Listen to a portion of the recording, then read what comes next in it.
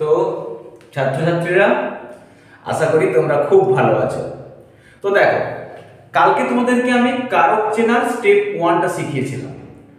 তারপরে যে কাজগুলো দিয়েছিলাম আর দেওয়ার পরে তোমরা যা উত্তর পাঠিয়েছো তাতে আমি বুঝতে পারলাম তোমরা পুরোপুরি কনফিউজড, অর্থাৎ তোমাদের কাছে কারকের বেসিকটাই ক্লিয়ার হয়নি। সো ডোন্ট ওয়ারি, চাপ নেবার কিছু নেই, কোনো কিছুতে চাপ নেবে না। প্রবলেম সলভ করার দায়িত্ব কার? আমার। তোমরা প্রবলেম বলে দিয়েছো, আজকে আমি প্রবলেম সলভ করব। তোমরা শুধু একটা জিনিস, একটা কথা মাথার মধ্যে বস করে রাখো যে প্রথমে মাথায় তারপরে খাতায়। আর বুঝতে না পারলে অবশ্যই কিন্তু আমাকে কমেন্ট করে জানাবে। তো দেখো, আজকে তোমাদেরকে আমি শেখাবো কারক চেনার সহজ উপায়, অর্থাৎ একবার দেখবে তোমরা দেখে বলে দেবে এটা এই কারক। তো দেখো, প্রথম কি? কর্তৃকারক, তাই তো? কর্তৃকারক।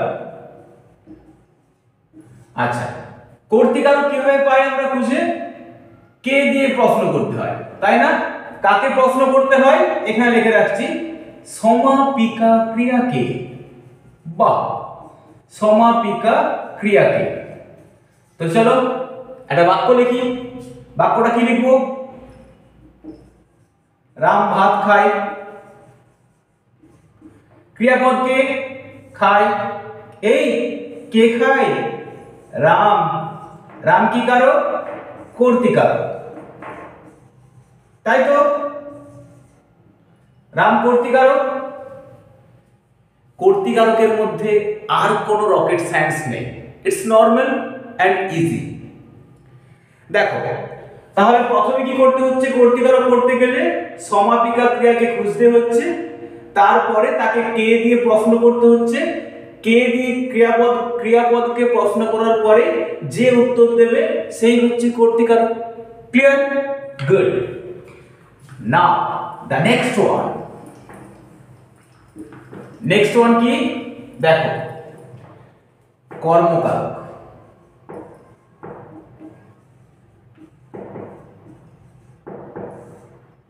দেখো, একটা বাক্য লিখি। মহেশ্বর বাবু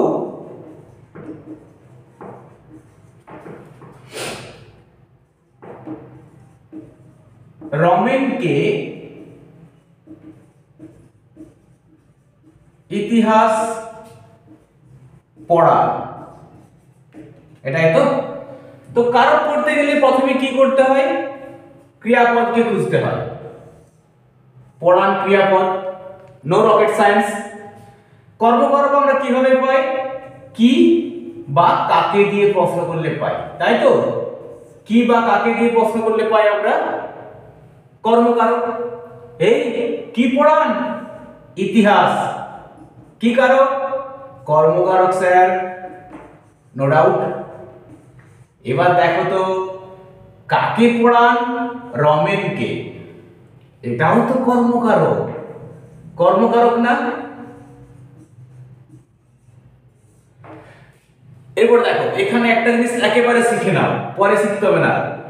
যখন তুমি একটা বাক্য পেয়েছো যেখানে কি দিয়েও প্রশ্ন করে একটা কারক পাচ্ছ, কর্মকারক পাচ্ছ, কাকে দিয়েও প্রশ্ন করে একটা কর্মকারক পাচ্ছ, বাক্যে কটা কর্ম হলো? দুটো। মানে এই বাক্যটা হচ্ছে দ্বিকর্মক বাক্য। তাহলে দ্বিকর্মক। এবার ধরো পরীক্ষায় পড়লো দ্বিকর্মক ক্রিয়া কাকে বলে। পরীক্ষায় পড়ে না দ্বিকর্মক ক্রিয়া কাকে বলে? তোমরা প্রশ্ন শুনে ঘাবড়ে যাও, দ্বিকর্মক ক্রিয়া? আরে মহেশ্বর স্যার তো এটা বলেনি আমরাকে। দেখো, কর্ম কার হয়? ক্রিয়ার হয়। ক্রিয়াকে পড়ান। এই পড়ান ক্রিয়াটার কটা কর্ম আছে? দুটো, একটা ইতিহাস আর একটা হচ্ছে রমেনকে, আছে না? তাহলে যে একটি বাক্যে যে ক্রিয়া দুটি কর্ম থাকে তাকে বলে দ্বিকর্মক ক্রিয়া। কোন ক্রিয়া দুটি কর্ম হলে তাকে দ্বিকর্মক ক্রিয়া বলে। No rocket science, it's easy. সব সংজ্ঞা নিজেই বানিয়ে নেবে। এরপর দেখো, কর্মকারকের মধ্যে কোনো ক্লিয়ার আছে? আর কি শিখে নাও, এখানেই শিখে নাও। মনে রাখবে এই যে দুটো কর্ম আছে না, তার মধ্যে যেটার প্রাণ নেই অর্থাৎ জড় বস্তু, সেটাকে আমরা ভালো বাংলায় মেকআপ দিয়ে বলি কি বস্তুবাচক, সেটাকে বলে মুখ্য কর্ম। অর্থাৎ যেটা মুখ্য কর্ম সবসময় বস্তু হবে, অর্থাৎ প্রাণহীন হবে। আর যার প্রাণ আছে, দেখো রমেন জল জীবন্ত বেঁচে আছে, এ সবসময় গৌণ, গৌণ কর্ম। তাহলে কর্ম কত প্রকার হলো? দু প্রকার হলো। কি কি? মুখ্য কর্ম আর গৌণ কর্ম। চেনার উপায়, মুখ্য কর্মের প্রাণ থাকে না, বস্তুবাচক হয় এ সবসময়, আর গৌণ কর্মের প্রাণ থাকে। এখান থেকে আরেকটা ক্রিয়ার কি হলো? দ্বিকর্ম ক্রিয়া কাকে বলে?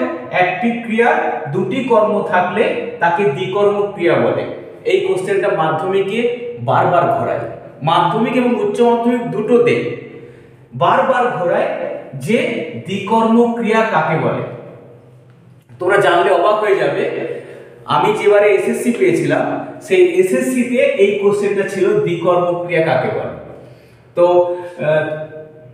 তোমরা বুঝতে পেরে গেছো দ্বিকর্ম ক্রিয়া কাকে বলে। গুড। এরপর হচ্ছে করণ। আমি বলেছি যে আজকের পর থেকে তোমাদের কারোকে দেখে উত্তর বলতে পারবে, যতক্ষণ না বলতে পারবে ততক্ষণ তো আমি ছাড়বো না, এত সহজ নয়। আর আমি তো আগেই বলেছি ইউটিউব চ্যানেল আমার ব্যবসার জন্য নয়, যদি আমার এই চ্যানেল থেকে একজনের উপকার হয় আমার ওইটুকুই পাওনা। না, নেক্সট ওয়ান, করণ কারক। দেখো একটা করণ কারক আমরা কিভাবে পাই না, ক্রিয়াকে কি দিয়ে বা দ্বারা, কি দ্বারা দিয়ে প্রশ্ন করলে করণ কারক উত্তর দেয়। হয়েছে? দেখো এবার একটা উদাহরণ নিই, কাকে প্রশ্ন করব? সমাপিকা ক্রিয়াকে। এটা সিম্পল উদাহরণ দিই, লোকটি কোদাল দিয়ে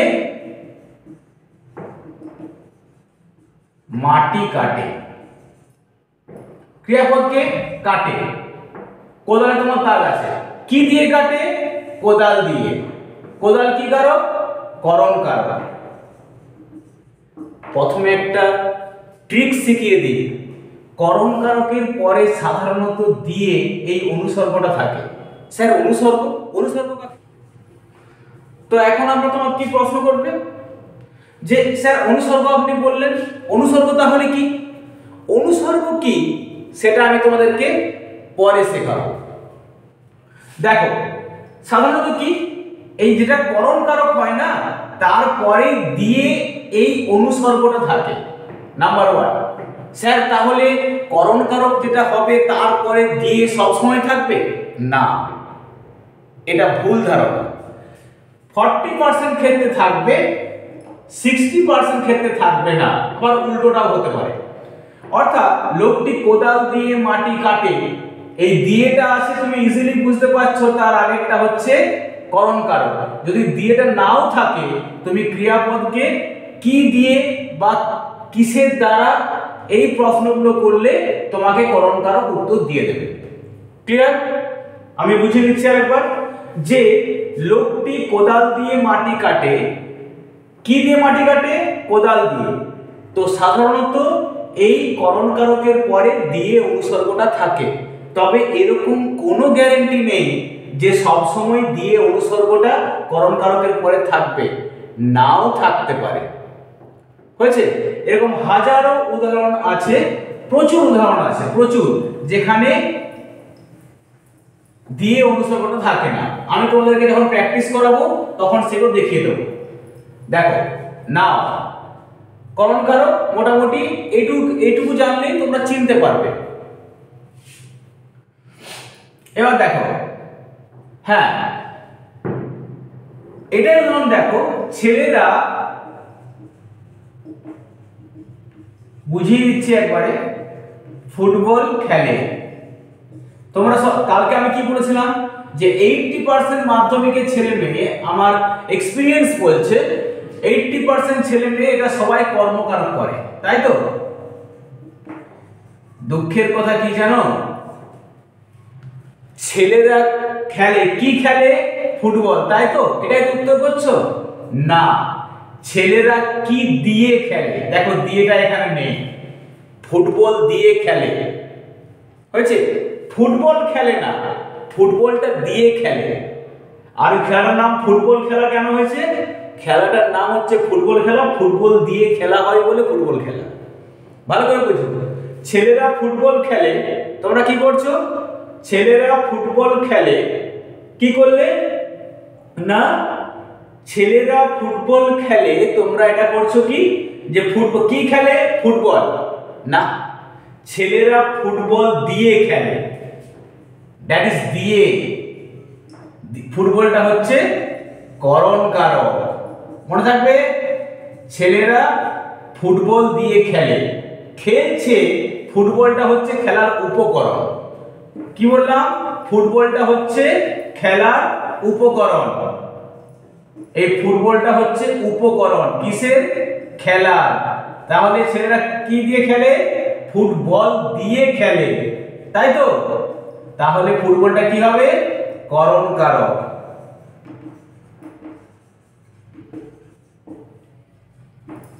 হয়েছে? ক্লিয়ার?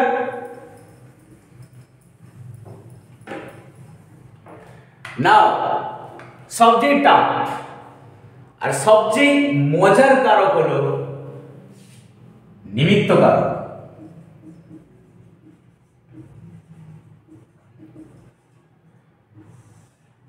মনে রাখবে এই কারকটার আগে নাম ছিল সম্প্রদান কারক। এখনো কোনো কোনো বইয়ে এই নামটা পাবে, বাট 2009 সালের পর থেকে এই সম্প্রদান কারক নামটা উঠে গেছে। ক্লিয়ার? এখন নাম হয়েছে নিমিত্ত কারক। এবার একটা জিনিস বোঝো, নিমিত্ত কারক করতেছে, এটা আমি তোমাদেরকে শিখিয়ে দিয়েছি যে কি জন্য বা কাদের জন্য দিয়ে প্রশ্ন করলে নিমিত্ত কারক উত্তর দেয়, তাই তো? এটা তোমরা জানো, এটা আমি ক্লাসে শিখিয়ে দিয়েছি। বাট আজকে যেটা শেখাবো সেটা হচ্ছে একদম ট্রিক্স এবং সবচেয়ে বেস্ট রুলস। দেখো, আর তোমাদের নিমিত্ত কারক জীবনে ভুল হবে না। মনে করো এটা তুমি ট্রেন থেকে নেমেছো, তোমার সামনে একটা ভিখারি এলো। ভালো করে গল্পটা শুনবে। ভিখারি এসে বলল, দিদি কি দাদা 1 টাকা দিন। তুমি ওকে 1 টাকা দিলে। আচ্ছা, তুমি কি কোনোভাবেই আর ভিখারির কাছ থেকে 1 টাকা আশা করবে যে 1 টাকার বদলে ও আমাকে 10 দিন পরে 5 টাকা দেবে? আশা করবে না, আশা করবে না। তার কারণ হচ্ছে তুমি ভিখারিকে যখন দিয়েছো, তুমি ভিখারিকে দান করেছো, যে দানটা হচ্ছে নিঃস্বার্থ। নিঃস্বার্থ মানে কি? যেখানে তোমার কোনো স্বার্থ নেই। ধরো স্যার তোমাকে স্কুলে বকলো, তুমি বাড়িতে এসে একা অন্ধকার ঘরে কাঁদছো, তুমি কারো জন্য চোখের জল ঝরাচ্ছ, তাহলে তুমি কারো জন্য অশ্রু বিসর্জন করছো, সে কি জানতে পারছ না? তোমার অশ্রুর দাম কি কেউ দেবে? দেবে না। সেটা তোমার নিঃস্বার্থ দান। তাহলে নিঃস্বার্থ দান কোনগুলো? যে দানগুলোর পিছনে আমাদের কোনো স্বার্থ থাকে না, তাকে বলে নিঃস্বার্থ দান। এবার দেখো, কে নিমিত্ত হয়? যাকে দান করা হয়। এটাকে তুমি, এটাকে ভিখারি, তাই তো? কাকে দান করছো তুমি? ভিখারি। এ সবসময় নিমিত্ত কারক। যে নিচ্ছে সে সবসময় নিমিত্ত। Tricks 1 clear? তাহলে যে দানটার মধ্যে কোনো স্বার্থ থাকে না তাকে নিঃস্বার্থ দান বলে। যেখানে ভিখারিকে 1 টাকা দিলাম, আমি এটা কখনোই আশা করবো না যে ভিখারি পরে সেটা আমাকে 10 টাকা দেবে, অর্থাৎ ভিখারিকে আমি দান করে দিলাম। আচ্ছা, ক্লিয়ার? এবার ট্রিক্স প্রচুর দেখে যাও। মনে করো আমি বলেছি অন্ধজনে দেহ আলো। আমি বলেছিলাম দেহ মানে হচ্ছে দাও, কালকেই বলেছিলাম এটা। এবার দেখো এটা ক্রিয়াপদ হয়েছে, কি দাও? আলো। কি কারক? কর্ম। এই বাক্যটা ভালো করে দেখো তো, যে দেওয়ার কথা বলা হচ্ছে না। ট্রিক্স নাম্বার 1, ট্রিক্স কিন্তু সবসময় 90% খাটবে। যেখানে যে বাক্যটাতে কোনো কিছু দান করা বোঝাবে, জানবে সেই বাক্যটা নিমিত্ত কারক হওয়ার চান্স আছে। কে নিমিত্ত হবে? যাকে দানটা করা হবে। এটা চোখ বন্ধ করে করতে পারো, যে যে বাক্যটাতে কোনো কিছু দান করা বা দেওয়ার প্রসঙ্গ রয়েছে, যাকে দেওয়া হচ্ছে সে সবসময় নিমিত্ত হবে। এখানে কাকে দেওয়া হচ্ছে আলোটা? অন্ধজনকে। কি কারক হবে? নিমিত্ত কারক। আরেকটা ট্রিক শিখিয়ে দিচ্ছি, পরীক্ষায় এটা মনে রাখবে যে যে বাক্যটাতে একটা নিমিত্ত কারক আছে সেই বাক্যটাতে একটা কর্মকারক থাকতেই হবে। কারণ এই নিমিত্ত আর কর্মকে বলা হয় কাপল, হয়েছে? অর্থাৎ এরা হাজবেন্ড ওয়াইফের মতো। নিমিত্ত কারক কখনো কর্মকে ছাড়া থাকতে পারে না। অর্থাৎ এটাকে আমি নাম দিয়েছি হাজবেন্ড ওয়াইফ, বা তোমরা কাপল বলতে পারো। হয়েছে? অন্ধজনে দেহ আলো, নিমিত্ত কারক অন্ধজনকে দেওয়া হচ্ছে বলে। দেখো আরো উদাহরণ দিচ্ছি, তোমাদের আর কোনো ডাউট হবে না। তাহলে ট্রিক্স নাম্বার 1 কি বললাম? দান করা বোঝাবে, যে বাক্যটাতে দান করা বোঝাবে। নাম্বার 2 কি বলেছি? নাম্বার 2 বলেছি যে দান গ্রহণ করছে সে সবসময় নিমিত্ত হবে, আর বাক্যটাতে একটা কর্মকারক থাকবে। তিনটা ট্রিক্স হয়ে গেল। তুমি দেখো বাক্য দেখে এবারে চিনতে পারবে, দেখবে।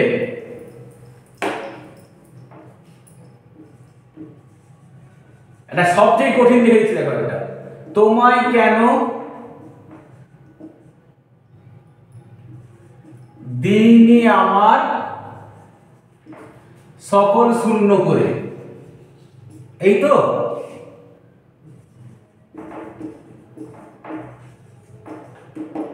দেখো দেওয়ার কথা বলা হচ্ছে না, দিয়ে বলো তোমায় কোন কারণ। দেখো দেওয়ার প্রসঙ্গ হচ্ছে, কাকে দেওয়ার প্রসঙ্গ হচ্ছে? তোমাকে, হচ্ছে না? দেওয়ার প্রসঙ্গ রয়েছে, কাকে দেওয়ার প্রসঙ্গ রয়েছে? তোমাকে। সঙ্গে সঙ্গে কি হবে? নিমিত্ত কারক। কি দিইনি? হ্যাঁ নিমিত্ত কারক, ওয়াইফ মানে হাজবেন্ড থাকবে এখানে। কি দিইনি? না সকল কিছু, কর্ম। ক্লিয়ার? আচ্ছা, তাহলে নিমিত্ত কারক এর পরেও যদি ডাউট থাকে আমাকে তোমরা কমেন্ট করে জানাবে। তাহলে নিমিত্ত কারক একটু কি কি বললাম একটু টিপস গুলো শুনে নাও। কাদের জন্য বা কার জন্য, এটা তো ক্রিয়াকে প্রশ্ন করতে হবে। নাম্বার 2 হচ্ছে কি না নিমিত্ত কারকে সবসময় যে দান গ্রহণ করবে সে নিমিত্ত হবে। নিমিত্ত কারক যে বাক্যটাতে আছে সেই বাক্যটাতে একটা কর্ম থাকতেই হবে। ক্লিয়ার? বুঝতে না পারলে অবশ্যই আমাকে কমেন্ট করে জানাও, আমি আবার বোঝাবো। পরের দিন হবে অপাদান, অধিকরণ আর কর্তৃকারকের ভাগগুলো। ক্লিয়ার? তো আজ এ পর্যন্তই। So thank you.